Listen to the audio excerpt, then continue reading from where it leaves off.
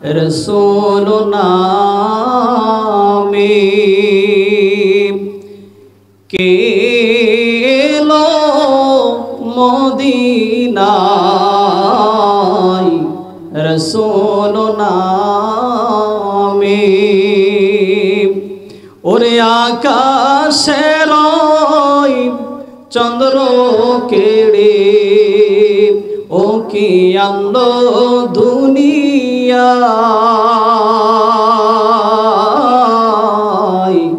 রসুল নামে কে এলো মদিনায়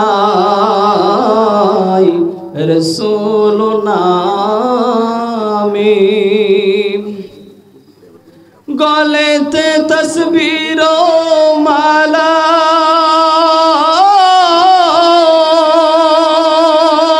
কে চলে ওই কামলিওয়ালা গো ওরে আমার মনের দরগা তলায় ওরে আমার মনের দরগা তলায় তারে ডেকে নিয়ে আয় রসুল নামে কে এলো মদিনায় রসুল নামে قد قال الله تعالى في كلامه المجيد وفي فرقانه الحميد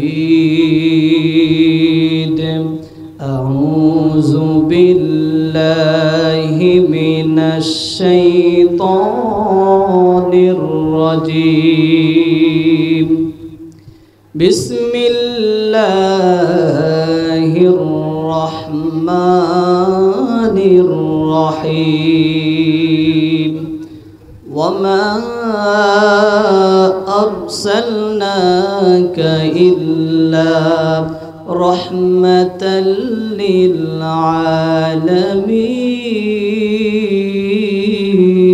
للعالمين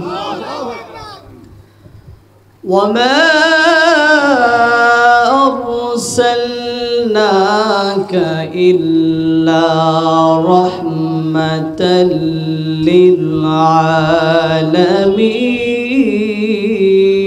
للعالمين صدقت يا رب العالمين وقال تعالى قال رسول الله صلى الله عليه وسلم المرأة إذا صلت خمسها وصام شهرها وأحسنت فرجها وأعطت بالها فلتدخلوا من أبواب جنة شان إن الله وملائكته يصلون على النبي মুসলমানরা কখনো ইতিহাসের শুরু থেকে আজও পর্যন্ত মুসলমানরা কখনো সংখ্যা দিয়ে বিজয় লাভ করে নাই সবচেয়ে মুসলমানরা বিজয় লাভ করেছে অল্প সংখ্যা ইমানদারওয়ালা সাহাবীদের মাধ্যমে কথা বলেন ঠিক কি না আজকের মাহফিল হয়তো ছোট হতে পারে আল্লাহ তাআলা যাদের ঈমান দিয়েছে ঈমানদার হিসেবে গ্রহণ করেছে তারাই কেবল এই ময়দানে আসছে আর যারা মুনাফিক মার্কা মুসলমান তারা এদিকে ওদিকে উকি মারতেছে কথা বলেন ঠিক কি না প্রিয় ভাইয়েরা আমার তো আল্লাহ তাআলা দুনিয়ার সমস্ত কাজ থেকে ফারিক করে সমস্ত বিপদ আপদ মুসিবত থেকে ফারিক করে আল্লাহ তাআলা ইচ্ছা করলে আপনাকে আমাকে এই মুহূর্তে জেলখানার মধ্যে রাখতে পারতেন কিনা আবার ইচ্ছা করলে আল্লাহ সুবহানাহু ওয়া তাআলা এই মুহূর্তে আপনাকে আমাকে হসপিটালের বেডের মধ্যেও শোয়ায়ও রাখতে পারতেন ঠিক না বলেন কিন্তু যে আল্লাহ সুবহানাহু ওয়া তাআলা দুনিয়ার সব কিছু থেকে মুক্ত করে ফারিক করে এই জান্নাতের বাগানের মধ্যে আসার এবং বসার মতো সুযোগ দিয়েছেন সেই আল্লাহর উপরে আপনারা সবাই খুশি না বেজার আর একটা আওয়াজ করে কোন খুশি না বেজার তাহলে আসুন যারা হতে পারলাম খুশি মুখে নিয়ে হাসি উঁচু করে কল্লা চিৎকার দিয়ে বলছে আলহামদুলিল্লাহ এই যে আলহামদুলিল্লাহ প্রশংসা করলাম কার জোরে বলেন কার আমরা যখন যে অবস্থায় থাকি প্রশংসা হবে কার আমরা মানুষ অনেক সময় প্রশংসা করতে কৃপণতা করি, ঠিক না বলেন? অনেকেই প্রশংসা করতেই চায় না। আমি গবেষণা করে দেখলাম, চিন্তা ভাবনা করে দেখলাম যে আল্লাহর প্রশংসা আপনি কেন করবেন না? আল্লাহ আপনাকে আমাকে যে নাজ নিয়ামত দিয়ে ভরপুর করে দিয়েছে, আল্লাহর প্রশংসা করতে করতে যদি সারা জীবন আমরা সেজদায় লুটিয়ে থাকি, সামান্য একটা নিয়ামতের প্রশংসা আদায় করে শেষ করা যাবে? যাবে না। এই যে আমরা মুসলমান, আজকে আমরা মুসলমান হয়েছি, মুসলমানের ঘরে জন্মগ্রহণ করেছি, বলেন তো আমরা কি কোনোদিন আল্লাহর কাছে আবদার করেছিলাম, আবেদন করেছিলাম, আল্লাহ আপনি আমাদেরকে মুসলমান বানান? কোনোদিন কি এই সুযোগ আমাদের হয়েছিল? তারপরেও আল্লাহ তাআলা আমাদেরকে মুসলমান বানিয়েছে। আল্লাহ তাআলা শুধু মুসলমান বানিয়ে ক্ষান্ত হন নাই, এই পৃথিবীর সর্বশ্রেষ্ঠ নবী, নবীদের সরদার, মহানবী, বিশ্বনবী, রহমাতুল্লিল আলামিন নবী উম্মাত আমাদেরকে করেছে। আমরা কি আল্লাহর কাছে কখনো বলেছিলাম, আল্লাহ আপনি আমাদেরকে মুহাম্মদুর রাসূলুল্লাহ সাল্লাল্লাহু আলাইহি সাল্লামের উম্মাত হিসাবে পাঠান? কখনো বলেছিলাম? আল্লাহ শুধু নবীর উম্মাত করে ক্ষান্ত হন নাই, এই পৃথিবীর 104খানা বড় কিতাবের মধ্যে সবচেয়ে বড় কিতাবটার নাম কি? জোরে কোন নাম কি? আল কোরআন। এই আল কোরআন আল্লাহ দুনিয়ার অন্য কোনো জাতি, অন্য কোনো সৃষ্টির উপরে না দিয়ে আমাদের উপরে নাজিল করেছে। আমরা কি কখনো আল্লাহকে বলেছিলাম, আল্লাহ আপনি আমাদের উপরে কোরআন নাজিল করেন? কথা বলো। ওই ছোট্ট ছেলেটা বলতেছে, ওগো রহমাতাল লিল আলামিন নবী, আজকে ঈদের দিনে আমার মা নাই, বাবা নাই, একটা নতুন পোশাক কিনে দেওয়ার মতো কোনো সামর্থ্যবান ব্যক্তি আমাকে দেয়নি, সেই জন্য আমি এখানে বসে কাঁদতেছি। আল্লাহর নবীজি কেমন রহমতের নবী দেখেন। ওই ছোট্ট বালকটাকে আল্লাহর নবী হাত ধরে বাড়িতে নিয়ে গেছেন। বাড়িতে নিয়ে গিয়ে আম্মা জান আয়েশাকে বলতেছে, ওগো আয়েশা, এই যে ছোট্ট ছেলেটাকে তোমার কাছে নিয়ে আসছি, আজ থেকে এই ছোট্ট ছেলেটার মা হলে তুমি আয়েশা, আর এই ছোট্ট ছেলেটার পিতা হলাম আমি মুহাম্মদ। জোরে কোন সুবহানাল্লাহ। প্রিয় ভাইয়েরা আমার, আল্লাহর নবীজি তিনি তার বন্ধুর জন্য রহমত ছিল কিনা? কথা বলেন।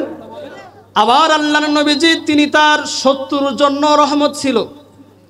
এখন আমাদের যদি কোনো শত্রু থাকে, বলেন তো ওই শত্রুর ভালো কি আমরা কখনো কেউ চাই? জোরে বলেন, চাই? যদি শত্রু থাকে, কি কোনভাবে, কোন ফাঁসা দিয়ে তাকে ধরা যায়, কিভাবে তার ধ্বংস করা যায়, ক্ষতি করা যায়, এই চিন্তা চেতনা আমাদের মনের মধ্যে সব সময় থাকে কি থাকে না? আর একটু জোরে কম, থাকে কি থাকে না? কিন্তু আল্লাহর নবীজি তার শত্রুদের জন্য রহমত ছিল, তার শত্রুদেরকেও তিনি ভালোবাসত। জোরে বলেন সুবহানাল্লাহ। বলেন তো মক্কা বিজয়ের আগে আল্লাহর নবীজি রহমাতুল্লিল আলামিন নবী মায়ের ধরে জুলুম নির্যাতন কম খেয়েছিল নাকি বেশি? একটু আওয়াজ করে বলেন, কম খেয়েছিল নাকি বেশি? মক্কা বিজয়ের আগে নবীজিকে কাফের মুশরিকরা এত বেশি জুলুম করেছিল, এত বেশি নির্যাতন করেছিল, যেই জুলুমের ভাষা, যেই জুলুমের কথা বর্ণনা করে, মুখে বর্ণনা করে শেষ করা সম্ভব নয়। প্রিয় মুসলমান ভাইরা আমার, আল্লাহর নবীজি রহমাতুল্লিল আলামিন নবী তার শত্রুর জন্য কেমন রহমত ছিল দেখেন। আল্লাহর নবীজি যখন মক্কা বিজয় করে ফেলেছে, আল্লাহর নবীজি যখন মক্কার নেতা হয়ে গেছে, মক্কার শাসন যখন আল্লাহর নবীজির হাতে চলে গেছে, মক্কার কাফির মুশরিকরা তখন মনে মনে চিন্তা করতেছে যে দীর্ঘ 40 বছর মুহাম্মদকে যে নির্যাতন দিয়েছি, কষ্ট দিয়েছি, যন্ত্রণা দিয়েছি, আজকে তো মুহাম্মাদের হাতে ক্ষমতা চলে গেছে, মুহাম্মদ নেতা হয়ে গেছে, না জানি আমাদের কপালে কি আছে। ঠিক না? কাফেররা চিন্তা করতেছে যে মুহাম্মদকে তো মারিছি, মুহাম্মাদের উপরে যে জুলুম নির্যাতন অত্যাচার করেছি, আজকে যদি মুহাম্মদ ক্ষমতা পেয়ে গেছে, মুহাম্মদ তো এই মক্কার নেতা হয়ে গেছে, আজকে তো আমাদের আর রক্ষা নাই। কথা বলেন ঠিক কি না? কিন্তু বলেন তো রাসূলের আদর্শ কি? জুলুম সহ্য করে যখন আল্লাহ তাআলা তার শাসন দিয়েছিল, সে কি কাফের মুশরিকদের উপর জুলুম নির্যাতন অত্যাচার করেছিল? জোরে বলেন, করেছিল? করে নাই। আল্লাহর নবীজি রহমাতুল্লিল আলামিন নবী একদিন জোহরের নামাজ পড়ে বাড়িতে যাচ্ছে, মসজিদে নববী থেকে বের হয়েছে। হঠাৎ আল্লাহর নবী রাস্তার দিকে তাকিয়ে দেখে একটা বৃদ্ধা মহিলা মাথার উপরে একটা বোঝা নিয়ে বস্তার মধ্যে গাট্টি গুট্টি গুছিয়ে তিনি হাঁটতে হাঁটতে ওই ভর দুপুর বেলা চলে যাচ্ছে। আল্লাহর নবী ওই বৃদ্ধা মহিলার কাছে গেলেন, বৃদ্ধা মহিলার কাছে গিয়ে আল্লাহর নবী বললেন, বৃদ্ধা মা কি হয়েছে, আপনি কোথায় যাচ্ছেন? এই ভর দুপুর বেলা মাথার মধ্যে বস্তা নিয়ে গাট্টি গট্টি নিয়ে কোথায় যাচ্ছেন? ওই বৃদ্ধা মহিলা নবীজির নাম শুনেছে শুধু কানে, কখনো নবীজিকে দুই চোখে দেখে নাই। ওই বৃদ্ধা মহিলা বলতেছে, যুবক বাবা, এই মক্কার মধ্যে নাকি মুহাম্মদ নামে একজন যুবক ক্ষমতা পেয়েছে, নেতা হয়েছে। তাকে তো এই মক্কার কাফেররা দীর্ঘ বছর ধরে জুলুম করেছে, নির্যাতন করেছে, অত্যাচার করেছে। আজকে সে তো ক্ষমতা পেয়ে গেছে, না জানি সে আমাদের উপরে কেমন জুলুম অত্যাচার করে। এই ভয়ে আমি মক্কা ছেড়ে পালিয়ে যাচ্ছি। বৃদ্ধা মহিলা নবীজিকে চেনে না, যদি চিনতো নবীজির সামনে তো এই কথা বলতো না। কথা বলেন ঠিক কিনা? গুরুত্ব সহকারে শুনতে হবে। দেখেন আপনারা আমার নবী কেমন রহমতের নবী, রহমাতুল লিল আলামিন নবী, তার পরিচয় গোপন রাখলেন। ওই বৃদ্ধা মহিলাকে ডাক দিয়ে বলতেছে, গো বৃদ্ধা মা, আপনাকে কষ্ট করে মাথার উপরে ওই গাট্টি নিয়ে আপনাকে এখান থেকে হাঁটতে হাঁটতে যেতে হবে না। আপনি গাট্টিটা আমার মাথায় দিন। আমি মুহাম্মদ, আমি যুবক। মুহাম্মদ এই পরিচয়টা দেয়নি।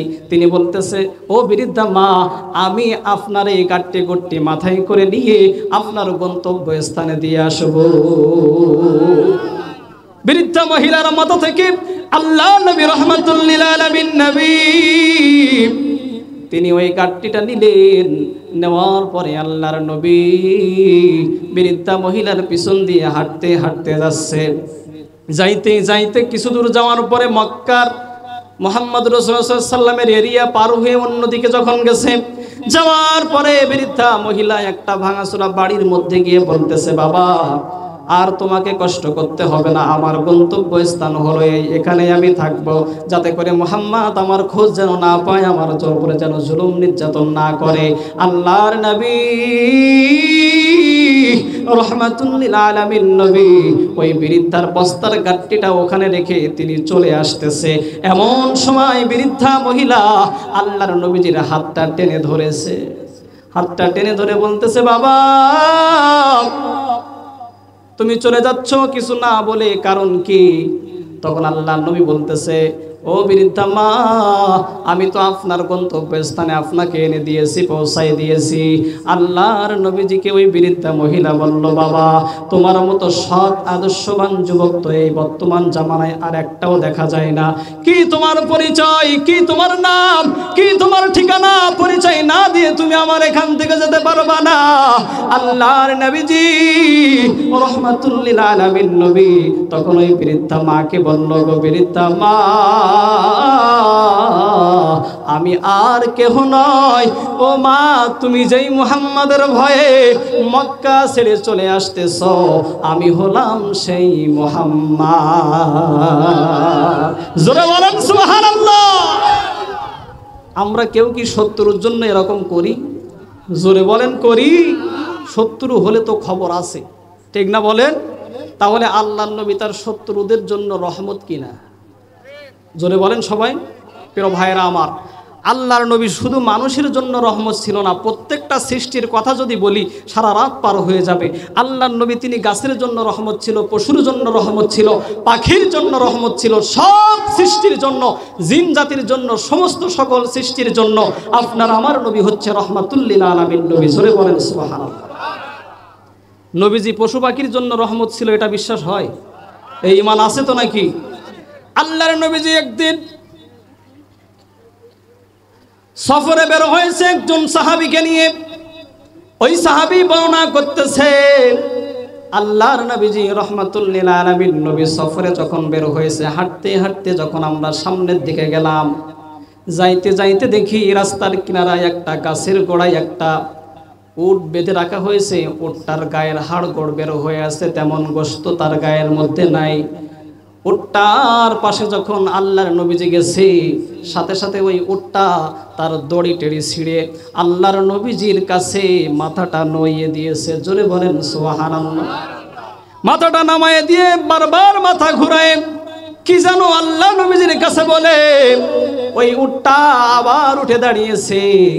আল্লাহর নবী রহমাতুল লিল আলামিন নবীকে ওখান থেকে চলে যাওয়ার পরে সাহাবী বললেন, ইয়া রাসূলুল্লাহ, ইয়া হাবিবাল্লাহ, নবীজি গো, ওই উটটা মাথা নাড়িয়ে নাড়িয়ে আপনার কাছে কি বলেছে?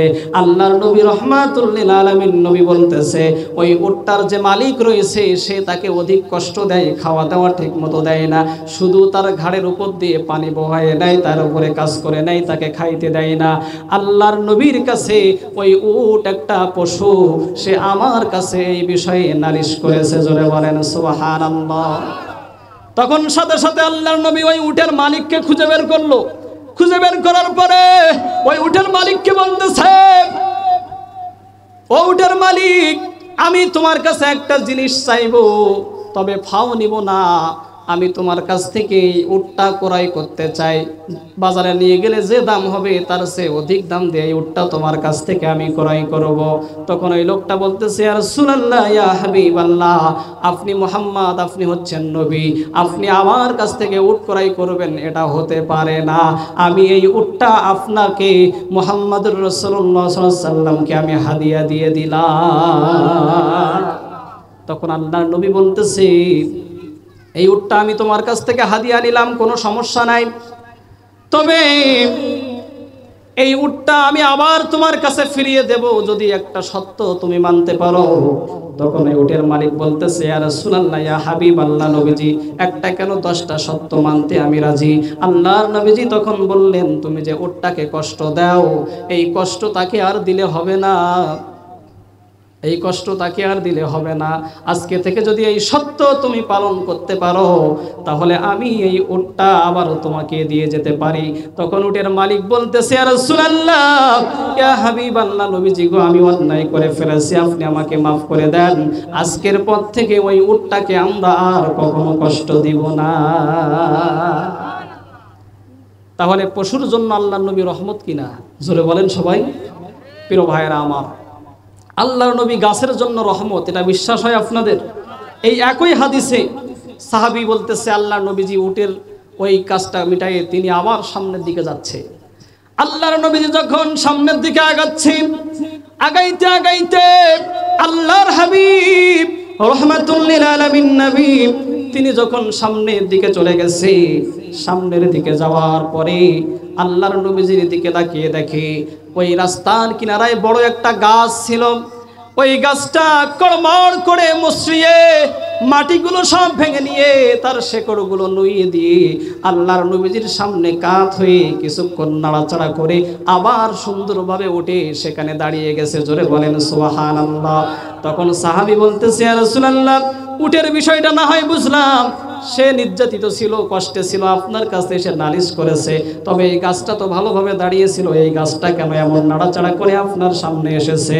আল্লাহর নবীজি রাহমাতুল লিল আলামিন নবী তখন বলতেছে, এই গাছটা আল্লাহর কাছে বলেছিল, আল্লাহ, আমি আপনার নবীকে সালাম করতে চাই, আল্লাহর নবী সালাম করতে চাই। গাছটা যখন এই আদেশ আল্লাহর কাছ থেকে পেয়েছে, সে মুচড়িয়ে মুচড়িয়ে মাথা নাড়িয়ে নাড়িয়ে আমি নবীকে সালাম জানিয়ে গেছে। প্রিয় ভাইয়েরা আমার, এরপরে জিন জাতি আল্লাহর নবীজির জন্য রহমত, আল্লাহর নবীজি জিনদের জন্য রহমত ছিল। কেমন রহমত ছিল? আল্লাহর নবীজি ওই একই হাদিসে আসছে, সামনের দিকে আবার হাঁটতে হাঁটতে যাচ্ছে, যাইতে যাইতে হঠাৎ একজন মা তার ছোট্ট একটা মাসুম বাচ্চাকে কোলে করে নিয়ে আসছে। আসার পরে আল্লাহর নবীজি রাহমাতুল লিল আলামিনের কাছে এসে বলতেছে, ইয়া রাসূলুল্লাহ, ইয়া হাবিবাল্লাহ, নবীজি, আমার এই বাচ্চাটা কয়েকদিন ধরে খাওয়া দাওয়া করে না, গায়ের মধ্যে জ্বর, কয়েকদিন ধরে অসুস্থ আছে, আপনি একটু তাকে দেখেন তো, তার সমস্যাটা কি? আল্লাহর নবীজি ওই বাচ্চাটাকে কোলে নিয়ে দেখলেন যে তার গায়ের মধ্যে একটা জিন লেগে আছে, ওই জিনটা সেই বাচ্চাকে অসুস্থ করে রাখে। আল্লাহর নবীজি সঙ্গে সঙ্গে ওই জিনকে ডাক দিয়ে বলল, জিন, আমি হচ্ছে মুহাম্মদুর রাসূলুল্লাহ, তুমি তো সব কিছু দেখতে পাচ্ছ, আজ থেকে আমি তোমাকে আদেশ করতেছি, এই বাচ্চাটার গায়ে আর তুমি থাকবে না। আদেশ করার সাথে সাথে এই বাচ্চাটা সুস্থ হয়ে গেছে। প্রত্যেকটা সৃষ্টির জন্য আল্লাহর নবীজির রহমত, তার আনুগত্য প্রত্যেকটা সৃষ্টি করে। কথা বলেন ঠিক কি না? প্রিয় ভাইয়েরা আমার, তাহলে যেই নবীকে আল্লাহ তাআলা এত রহমত করে এত মর্যাদা দিয়েছে, যেই নবীর শান মান দুনিয়ার সব কিছুর চেয়ে, আসমান জমিন চন্দ্র সূর্য গ্রহ নক্ষত্র, যেই নবীকে সৃষ্টি না করলে আল্লাহ তাআলা সৃষ্টি করত না, সেই নবীজির উম্মত আমরা হতে পেরেছি। কথা বলেন ঠিক কি না? প্রিয় ভাইরা আমার, আজকে একটা হাদিস পড়লাম, আল্লাহর নবীজিকে আল্লাহ তাআলা এমন সম্মান দিয়েছে, এত মর্যাদাপূর্ণ করেছে যে কিয়ামতের ময়দানে, হাসরের ময়দানে চূড়ান্ত বিচার আচার হয়ে যাওয়ার পরে মানুষরা যখন পুলসিরাতের ময়দান পার হয়ে জান্নাতের দিকে যাবে, জান্নাতের দিকে গিয়ে দেখবে যে জান্নাতের দরওয়াজায় তালা লাগানো। তালা লাগানো থাকবে না? এই তালা লাগানো দেখে মানুষটা চিন্তা করবে যে চাবি কোথায়। মানুষটা দৌড়ায় দৌড়ায় হযরতে আদম নবীর কাছে যাবে, গিয়ে বলবে, ইয়া আবানা ইস্তাফতিহ লানাল জান্নাহ, হে আমাদের পিতা, আপনি তো আমাদের পিতা, আজকে আমরা জান্নাতে যাওয়ার মুহূর্তে বাধা বিপত্তিত হয়ে গেছি, আপনি আমাদের চাবির ব্যবস্থা করেন।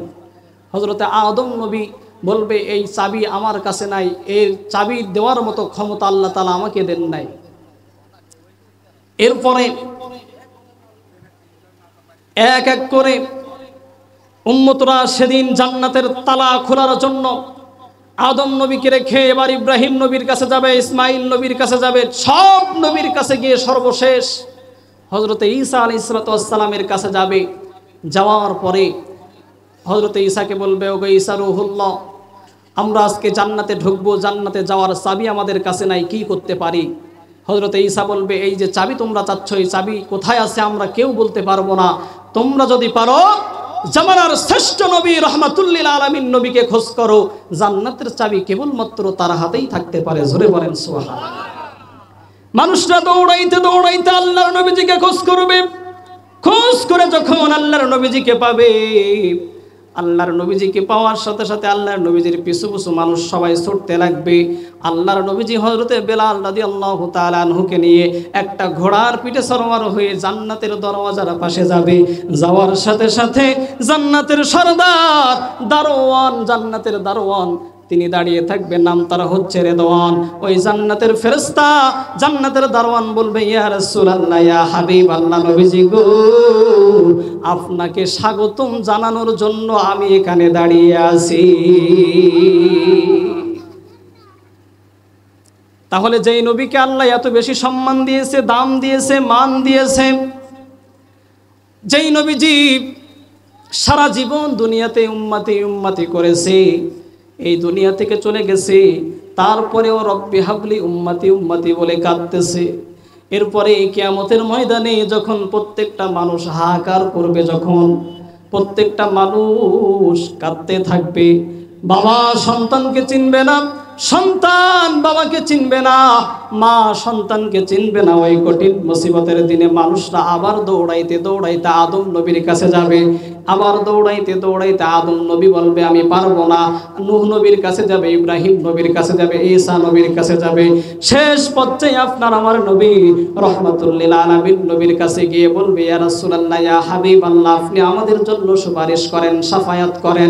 গিয়ে দেখবে আপনার আমার নবী রাহমাতুল লিল আলামিন নবী আল্লাহর আরশের নিচে সিজদায় পড়ে রব্বি হাবলি উম্মতি উম্মতি বলে কাঁদতেছে। জোরে বলেন সুবহানাল্লাহ। তাহলে ওই নবী, যে নবীকে আল্লাহ রহমত করেছে, যে নবীকে আল্লাহ মর্যাদা দিয়েছে, যেই নবীকে আল্লাহ এত সম্মান দিয়েছে, ওই নবী উম্মতদের জন্য এত পাগল পারা, তাহলে ওই নবীজিকে বলেন তো ভালোবাসার দরকার আছে না নাই? জোরে বলেন আছে না নাই? এখানে আমরা যারা আছি, যদি নবীজির ভালোবাসা অন্তরের মধ্যে না থাকে, নবীর প্রতি ঈমান যদি না থাকে, বলেন তো মুসলমান হওয়া যাবে? জোরে বলেন যাবে? প্রিয় ভাইরা আমার, আল্লাহর নবীজির ভালোবাসা হচ্ছে ঈমানের মূল দাবি, ঠিক কি না? আপনি নামাজ পড়লেন, রোজা রাখলেন, তাহাজ্জুদ পড়লেন, সারা বছর হজ যাকাত সব, তোমাদের জান্নাতে যাওয়া কঠিন, কিন্তু মায়েদের জান্নাতে যাওয়া সহজ। জোরে বলেন সুবহানাল্লাহ। আল্লাহর নবীজি একদিন মসজিদে নববীর কিনারায় দাঁড়িয়ে আছে। হঠাৎ একজন মহিলা সাহাবা নবীজির দরবারে এসে বলতেছে, ইয়া রাসূলুল্লাহ, ইয়া হাবিবাল্লাহ, নবীজি, আমরা মহিলা মানুষ, সারাদিন বাড়িতে থাকি, ঘর ঝাড়ু দেই, রান্না বান্না করি, আর কোনো কাজ নাই, আমাদের কোনো দাম নাই, কোনো সম্মান নাই। আল্লাহর নবীজি ওই মহিলাকে ডাক দিয়ে বলতেছে, গো মা, তুমি যখন তোমার বাড়ির ঘর ঝাড়ু দাও, উঠান ঝাড়ু দাও, তখন যদি আমি নবীর উপরে দরুদ পাঠ করতে পারো আর আল্লাহ নামের জিকির করতে পারো, খানায় কাবা ঝাড়ু দিলে যেই সওয়াব হয়, আমার আল্লাহ তোমার আমল নামায় সেই সওয়াব দান করে দেবে। কিন্তু এখনকার মায়েরা ঘর ঝাড়ু দেয় ঠিকই, উঠান ঝাড়ু দেয় ঠিকই, নবীর দরুদ তো পড়ে না, আল্লাহর জিকির তো করে না, বরং সারাদিন ঘর ঝাড়ু দেয় আর বলে আছে না নাই, কথা বলেন আছে না নাই। প্রিয় ভাইরা আমার, আল্লাহর নবী ওই মহিলাকে বলতেছে, গো মহিলা, পুরুষদের জন্য জান্নাতে যাওয়া কঠিন, কিন্তু মহিলাদের জন্য জান্নাতকে আল্লাহ রাব্বুল আলামিন সহজ করে দিয়েছে। যদি মা বোনরা 4টা কাজ করতে পারে, তাহলে আল্লাহ রাব্বুল আলামিন তাদেরকে বিনা হিসেবে জান্নাতে দিয়ে দিবে। জোরে বলেন কয়টা কাজ? অনেক মা বোনরা যদি না আসে, বাড়িতে গিয়ে বলবেন যে 4টা কাজ করলে বিনা হিসেবে জান্নাত। বুখারীর হাদিস, আল্লাহর নবীজি ওই মহিলাকে বলতেছে, ও মহিলা, আল্লাহ রাব্বুল আলামিন তোমাদের জন্য জান্নাত সহজ করে দিয়েছে। 1 নাম্বার হচ্ছে আল-মারাতু ইযা সাল্লাত খামসাহা, 5 ওয়াক্ত নামাজ সময় মতো আদায় করতে হবে শরীয়তের ওজোর বাদে। ওয়াসামা শাহরাহা, রমজান মাসের রোজা সঠিকভাবে পালন করতে হবে শরীয়তের ওজোর বাদে। ওয়া আতাত বালাহা, পর্দায় থাকতে হবে, নিজের সতীত্ব হেফাজত করতে হবে। কিন্তু বলেন তো, এখনকার নারীরা কি আল্লাহর নামে পর্দা করে? জোরে বলেন করে? বরং পর্দা রস করলে হাসে আধুনিকা নারী, এই মৌলবীদের রস মেনে কেমনে চলতে পারি? আমার সাদের রূপ যৌবন হবে মূল্যহীন, 1 নিমিষে 1000 প্রেমিক হবে যে বিলীন। কথা বলেন ঠিক কিনা? আইভরি আর লিপস্টিক মাখে যত বাহার, ডাস্টবিনে সব ফেলতে হবে, সময় নাই যে আর। কথা বলেন ঠিক কিনা? এসব কিছু করে হচ্ছে একটা উপকার, ধর্ষণ আর নির্যাতন নারীরা প্রতিনিয়ত পাচ্ছে উপহার। কথা বলেন ঠিক কিনা? প্রিয় মা বোনেরা আমার, আপনাদেরকে আল্লাহর নবী বলেছে শুধুমাত্র 4টা কাজ। 1ম নম্বরে নামাজ, 2য় নম্বরে রোজা, 3য় নম্বরে হচ্ছে পর্দা, 4র্থ নম্বরে হচ্ছে ওয়া আতাত বালাহা ফালতাদখুলু মিন আবওয়াবি জান্নাতি শান। যদি স্বামীর খেদমত করতে পারে, ফালতাদখুলু মিন আবওয়াবি জান্নাতি শান, ওই নারী মরতে দেরি হবে কিন্তু আল্লাহর জান্নাত পাইতে দেরি হবে না। কিন্তু মা বোনেরা স্বামীর খেদমত তো করে না, বরং কথায় কাজে স্বামীর কষ্ট বলেন তো দেয় কি দেয় না? কথায় কাজে যেই নারী দেয় স্বামীর মনে কষ্ট, আল্লাহর নবী লানত করে জান্নাত তাহার নষ্ট। কথা বলেন ঠিক কিনা? ও মা, কথায় কাজে যে মা স্বামীকে কষ্ট দাও, আজকে মাহফিল থেকে বাড়িতে গিয়ে স্বামীর কাছে মাফ চেয়ে নাও। প্রিয় ভাইরা, এই 4টা কাজ যদি মা বোনরা করতে পারে, আল্লাহর নবী বলেছেন তাদেরকে বিনা হিসাবে আল্লাহ তাআলা জান্নাত দিয়ে দিবে। জোরে বলেন সুবহানাল্লাহ। প্রিয় মুসলমান ভাইরা আমার, চলেন আমার আলোচনার চলে যাই। হযরত সুমাইয়ার স্বামীকে হত্যা করে দেওয়া হলো, এবার তার সন্তানকে ধরা হলো। আবু জাহেল বলতেছে, ও সুমাইয়া, তুমি তো দেখতে পাচ্ছ তোমার সন্তানকে ধরা হয়েছে, তোমার সন্তানকে যদি মুহাম্মাদের দলে রাখো, যদি মুহাম্মাদের কালিমা গ্রহণ করে, যদি মুহাম্মাদের দল না ছেড়ে দেয়, তাহলে তোমার স্বামীও সন্তানকেও কিন্তু হত্যা করে দেওয়া হবে। হযরত সুমাইয়া কেমন মা, তার ইমানের পাওয়ার কেমন! সন্তানকে বলতেছে, সন্তান চিন্তা করো না, মরতে দেরি হবে, আল্লাহর জান্নাত পাইতে দেরি হবে না। জোরে বলেন সুবহানাল্লাহ। কারণ যারা শহীদ হয় তাদেরকে জান্নাত দেওয়ার গ্যারান্টি দিয়েছেন কে? জোরে বলেন কে? আল্লাহ রাব্বুল আলামিন এই দুনিয়াতে আপনাকে আমাকে পাঠিয়েছে ইমানের পরীক্ষা দেওয়ার জন্য। আমরা শুধু খালাম দালাম, ঘুরাম ফিরলাম, তাবারক নিয়ে বাড়িতে গেলাম, এটা কি ইমানদারের লক্ষণ নাকি? জোরে বলেন। অবশ্যই ইমানের জন্য আপনাকে পরীক্ষা দিতে হবে। আল্লাহ পাক রব্বুল আলামিন বলছে, আহাসিবান নাস আইতুরকুম আইয়াকুলু আমান্না ওয়া হুম লা ইফতানুন।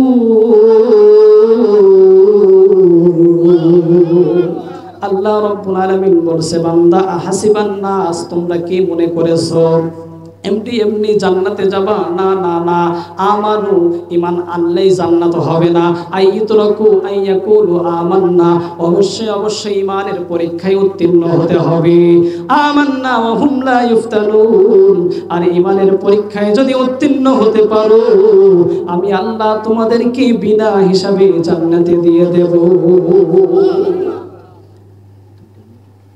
প্রিয় মুসলমান ভাইয়েরা আমার, শেষ করে দিচ্ছি। হযরতে সুমাইয়া রাদিয়াল্লাহু তাআলা আনহা তার সন্তানকে ডাক দিয়ে বলল, ও আমার কলিজার টুকরা সন্তান, ভয় পেও না, মনে কষ্ট নিও না, আল্লাহর নবীজির ভালোবাসায় শহীদ হয়ে যাবে, কোনো টেনশন করো না। হাসতে হাসতে হযরতে সুমাইয়ার ছেলে হযরতে আম্মার আবু জাহেলকে বলল, আবু জাহেল, আমার জীবন যদি নিয়ে নাও তারপরে জীবন দিয়ে দেব, কিন্তু নবীজির ঈমান আমি ছাড়ব না। হযরতে সুমাইয়ার ছেলে আম্মারকে ধরা হলো। আবু জাহেল বলল, চাবুক নিয়ে আসো। চাবুক নিয়ে আসা হলো। তার সাঙ্গপাঙ্গদের দিয়ে হযরতে আম্মারের শরীরে চাবুক দিয়ে নিক্ষেপ করতে করতে, মারতে মারতে তাকে দুনিয়ার জমিন থেকে বিদায় করা হলো। জোরে বলেন নাউজুবিল্লাহ। এরপরে বাকি আছে হযরতে সুমাইয়া, যিনি ইসলামের মহিলাদের মধ্যে সর্বপ্রথম যিনি শহীদ হয়েছিল। জোরে বলেন সুবহানাল্লাহ। প্রিয় ভাজেরিন, আপনারা কি মনে করতেছেন যে তারা শহীদ হয়ে গেছে, তারা মনে হয় ক্ষতিগ্রস্ত হয়ে গেছে নাকি? শহীদ হয়েছে, বরঞ্চ তারা বিনা হিসাবে আল্লাহর জান্নাত পেয়েছে। জোরে বলেন ঠিক কিনা? হযরত সুমাইয়া বাকি আছে। আবু জাহেল ডাক দিয়ে বলতেছে, ও সুমাইয়া, তুমি কি দেখেছো? তোমার স্বামীকে বিদায় করেছি, তোমার ছেলেকে বিদায় করেছি, এবার তোমাকে ধরা হবে, তোমার কিন্তু এবার শাহাদাত বরণ করা হবে, শহীদ করা হবে, হত্যা করা হবে। হযরতে সুমাইয়া বলতেছে, আবু জাহেল, আমার সন্তানকে মেরেছো, আমার স্বামীকে মেরেছো, আমার কোনো দুঃখ নাই, আমাকেও যদি দুনিয়া ছাড়তে হয় আমি রাজি আছি, তারপরেও নবীজির কালিমা ছাড়তে পারবো না। আবু জাহেল এবার হযরতে সুমাইয়াকে বলতেছে, গো সুমাইয়া শোনো, ও সুমাইয়া, তোমাকে আমি মারবো তো মারবো, তবে তোমাকে আমি একটা বাম্পার অফার দিতে চাই। জোরে বলেন নাউজুবিল্লাহ। আবু জাহেল দেখেন ঈমানের পরীক্ষা সাহাবীদেরকে কেমন ভাবে নিয়েছিল কাফের মুশরিকরা। আবু জাহেল বলতেছে, ওগো সুমাইয়া, তোমাকে আমি একটা পরীক্ষা করতে চাই। মানে ও কত বড় শয়তান। সুমাইয়া রাদিয়াল্লাহু তাআলা আনহার ঈমানের পরীক্ষা নিচ্ছে।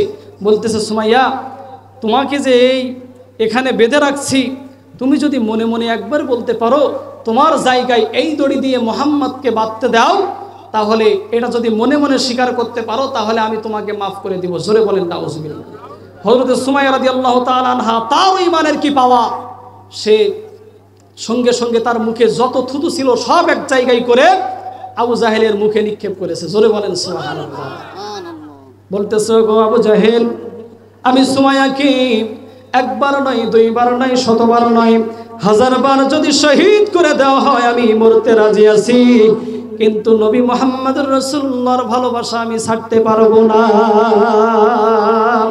মুহাম্মদ আমার দু চোখ জুড়ে আমার মনেতে, তৃষিত মন খোঁজে তোমায়, তোমার ছোঁয়া পেতে, তোমার ছোঁয়া পেতে। জোরে বলা যাবে কি সুবহানাল্লাহ? হযরতে সুমাইয়া যখন এই কথা বলল, আবু জাহেলের মাথা তো গরম হয়ে গেছে, চোখগুলো রক্তে রঞ্জিত হয়ে গেছে, লাল হয়ে গেছে।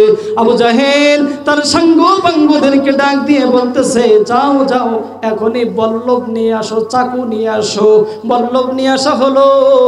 হযরতে সুমাইয়া রাদিয়াল্লাহু তাআলা আনহাকে উলঙ্গ করে তার লজ্জা স্থানে খচিয়ে খচিয়ে তার জীবনটা দুনিয়ার জমিন থেকে বের করে দেওয়া হলো, শহীদ করে দেওয়া হলো। প্রিয় ভাইরা আমার, বলুন তো হযরতে সুমাইয়া রাদিয়াল্লাহু তাআলা আনহার কি কোনো দোষ ছিল নাকি? একটাই দোষ ছিল, নবীজিকে ভালোবাসা। একটাই দোষ ছিল, নবীজির প্রেম অন্তরে ধারণ করা। একটাই দোষ ছিল, নবীজির কালিমা গ্রহণ করা। কথা বলেন ঠিক কি না? এখন আমরা নবীকে শুধু ভালোবাসি মুখে মুখে, আমরা কি করি বলেন তো? শুধু মিলাদ পড়ি, মিলাদ পড়তে নিষেধ করতেছি না, ইয়া নবী সালাম আলাইকা বলে দোয়া দরুদ পড়ে তাবারক নিয়ে বাড়িতে যাই, গিয়ে ঘুমাই, নবীর কথা আর মনে থাকে না। কথা বলেন ঠিক কিনা? প্রিয় ভাইয়ের আমার, নবীকে সাহাবীরা যেমন ভালোবেসেছিল, নিজেদের জীবন দিয়ে প্রমাণ করেছিল। বলেন তো, আমরা যদি আশিকে রাসূল দাবি করি, তাহলে ওই নবীকে নিজের জীবনের চেয়ে বেশি ভালোবাসার দরকার আছে না নাই? যদি নবীজিকে ভালোবাসতে গিয়ে নিজের জীবনকে খালিদ বিন ওয়ালিদের মতো ঝরাতে হয়, যদি নবীজিকে ভালোবাসতে গিয়ে সুমাইয়ার মতো শহীদ হতে হয়, ইয়াসিরের মতো শহীদ হতে হয়, আম্মার রাদিয়াল্লাহু তাআলা আনহুর মতো শহীদ হতে হয়, রক্ত দিতে হয়, নবীজির ভালোবাসায় জীবন দিতে রাজি আছে মুসলমান কারা কারা? দুহাত তুলে একটু আল্লাহকে দেখিয়ে দাও। আল্লাহ পাক আমাদের কবুল করুন, জোরে বলেন আল্লাহুম্মা আমিন। প্রিয় ভাইয়েরা আমার, নবীজিকে শুধু শুধু মুখে মুখে ভালোবাসলে চলবে? কথা বলেন, চলবে? নবীজিকে ভালোবাসতে হবে নিজের পিতা মাতা, অর্থ সম্পদ, সন্তান সন্ততি সব কিছুর চেয়ে বেশি। এমনকি আপনার যে জীবনটা আল্লাহ দিয়েছে, এই জীবনের চেয়েও বেশি নবীজিকে ভালোবাসার দরকার আছে না নাই? নবীজির প্রত্যেকটা সাহাবী নবীজিকে জীবনের চেয়ে বেশি ভালোবাসতো। একটা ঘটনা বললে বুঝতে পারবেন, শুধু নবীজিকে পুরুষ সাহাবীরা ভালোবাসছে এমনটা নয়, প্রত্যেকটা নবী সাহাবারা আল্লাহর নবীজিকে তাদের নিজের জীবনের চেয়ে, স্বামীর চেয়ে, সন্তানের চেয়ে, অর্থের চেয়ে, টাকার চেয়ে, পয়সার চেয়ে, সব কিছুর চেয়ে নবীজি রহমাতুল লিল আলামিন নবীকে বেশি ভালোবাসতো। জোরে বলেন সুবহানাল্লাহ। বদরের যুদ্ধ যেদিন কায়েম হয়েছিল, এই বদরের যুদ্ধ বলেন তো কঠিন ছিল নাকি সহজ ছিল? জোরে বলেন। এই বদরের ময়দানে মুসলমানদের সংখ্যা ছিল মাত্র 313 জন। কয়শো জন? মাত্র 313 জন। আর কাফিরদের সংখ্যা ছিল হাজার হাজার। বদরের যুদ্ধ যখন হচ্ছে, হঠাৎ যুদ্ধের মধ্যে মক্কার অলিতে গলিতে ছড়িয়ে দেওয়া হয়েছে যে বদরের ময়দানে মুহাম্মদ রাসূলুল্লাহ শহীদ হয়ে গেছে, তিনি আর দুনিয়াতে নাই। জোরে বলেন নাউজুবিল্লাহ। একদল কাফির মুশরিকরা এই গুজব মক্কার অলিতে গলিতে ছড়িয়ে দিয়েছে। এই গুজব যখন মক্কার অলিতে গলিতে ছড়িয়ে পড়েছে, একজন মহিলা সাহাবী, তার কানের মধ্যে এই আওয়াজটা যখন গেছে যে মুহাম্মদ আর দুনিয়াতে নাই, মুহাম্মদ রাসূলুল্লাহ শহীদ হয়ে গেছে, ওই মহিলা সাহাবা বলতেছে, না না, আমি এটা বিশ্বাস করি না, আমার নবীজিকে নিজে চোখে না দেখা পর্যন্ত আমি এটা কখনো বিশ্বাস করতে পারবো না। ওই মহিলা বদরের ময়দানের দিকে দৌড়াচ্ছে। দেখেন নবীর প্রতি কেমন ঈমান, নবীকে কেমন ভালোবাসছে তারা। ওই মহিলা বদরের ময়দানের দিকে যাচ্ছে। হঠাৎ বদরের ময়দানের দিকে যখন যাচ্ছে, রাস্তার মধ্যে একজন সাহাবীর সাথে দেখা। সাহাবীকে বলতেছে, ভাই আপনি কি দেখেছেন আমার নবীজি কোথায়? আমার নবীজি নাকি শহীদ হয়ে গেছে। ওই সাহাবী বলতেছে, আমার বোন, না না, আমি তো নবীজিকে দেখি নাই, নবীজির খবর বলতে পারবো না, তবে আমি দেখেছি বদরের ময়দানে তোমার স্বামী শহীদ হয়ে গেছে, তার লাশটা বদরের ময়দানে পড়ে আছে। ওই মহিলার অন্তরে স্বামীর জন্য ব্যথা নাই, কারণ অন্তরের মধ্যে ব্যথা কার জন্য? নবীর জন্য।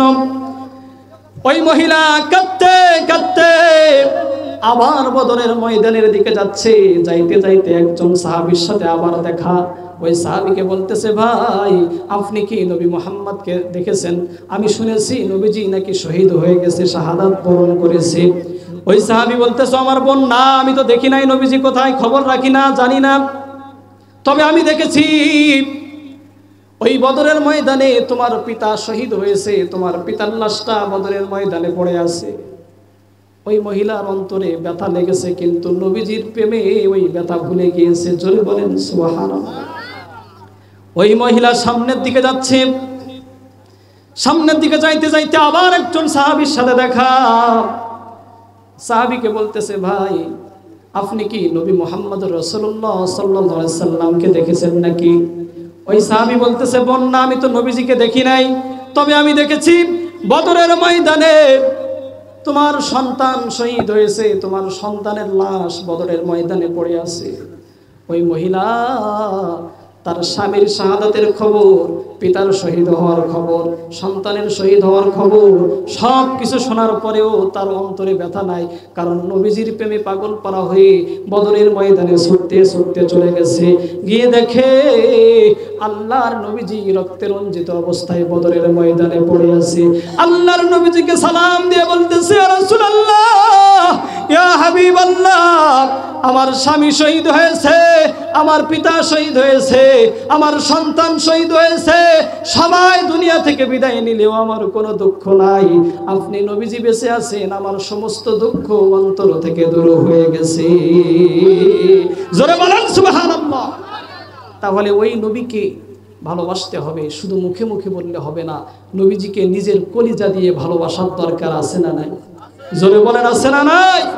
প্রিয় হাজিরিন, তাহলে আসুন ওই নবীজিকে আজকে যে মিলাদুন নবী মাহফিলে আসছি, এই মাহফিলে এসে আমরা শুধু ওয়াজ শুনে বাড়িতে গেলাম, তাবারক নিয়ে চলে গেলাম, এটাই কিন্তু আমাদের জন্য শেষ না।